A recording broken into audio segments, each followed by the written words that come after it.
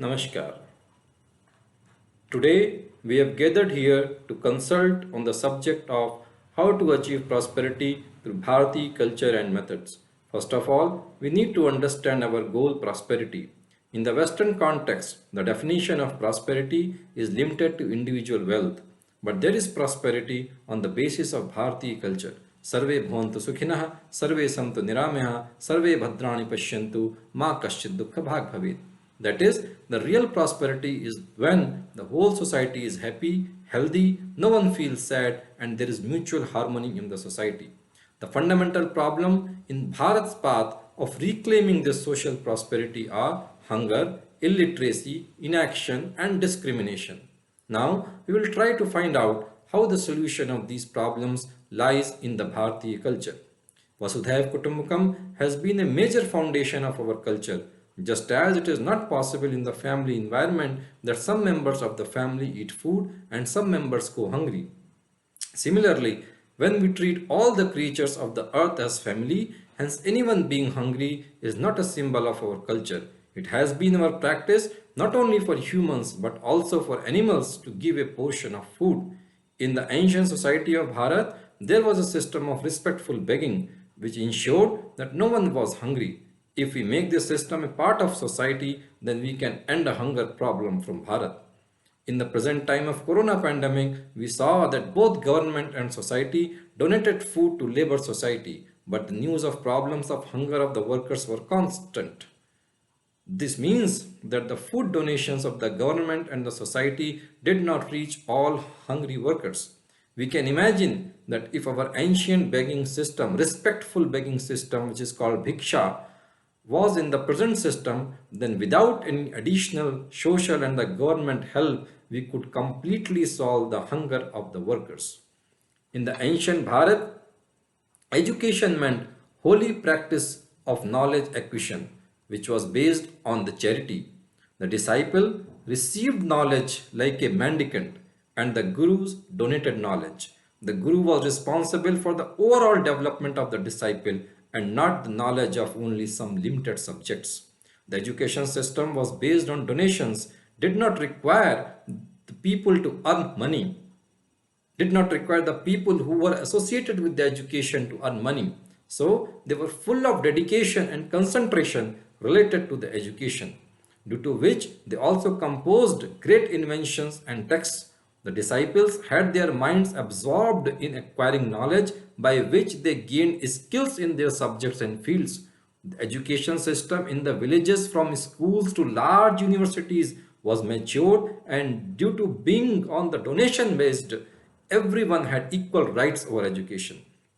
The basis of current education is commercial, and this is the reason for its inferiority.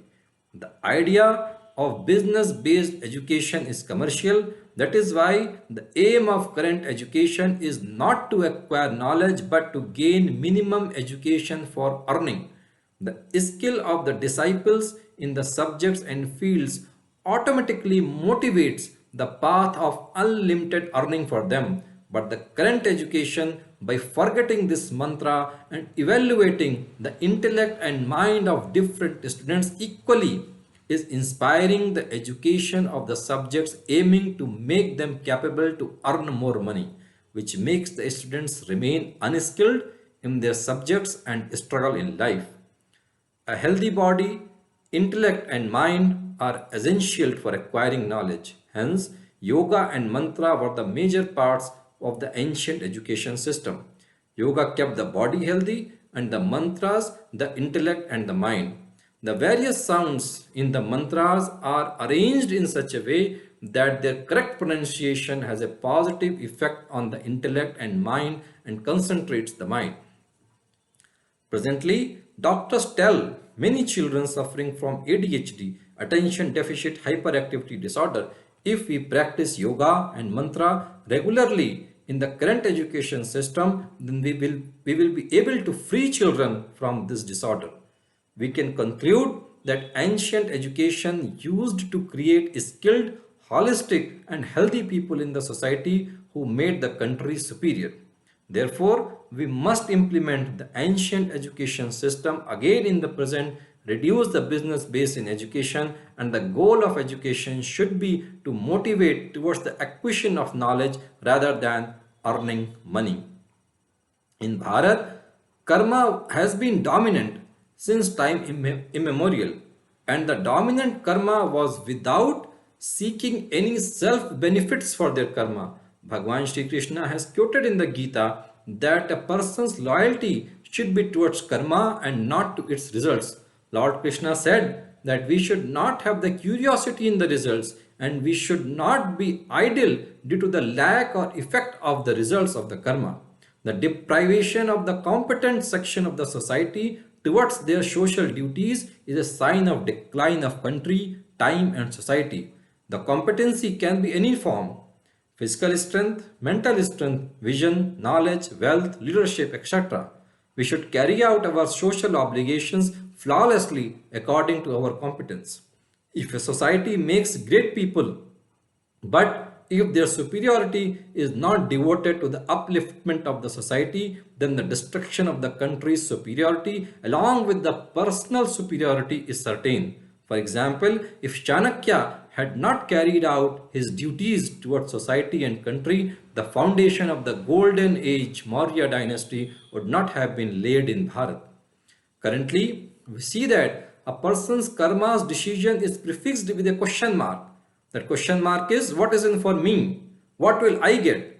A better, a better society and country will give progress to all the countrymen. But for this, the countrymen will have to sacrifice passivity and give the sacrifice of karma without seeking any self-benefits. Bharat has not only been a land of followers of different creeds and beliefs, but many religions and faiths were born and matured on this land. All creeds and beliefs were implemented in the direction of the social salvation and had same goal for a superior nation. With mutual harmony, the views of the saints were observed and evaluated through debates and conversations.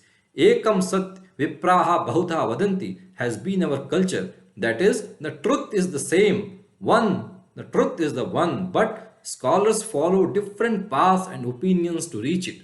The conclusion is that keeping abreast with the differences has been an integral part of the Bharati culture.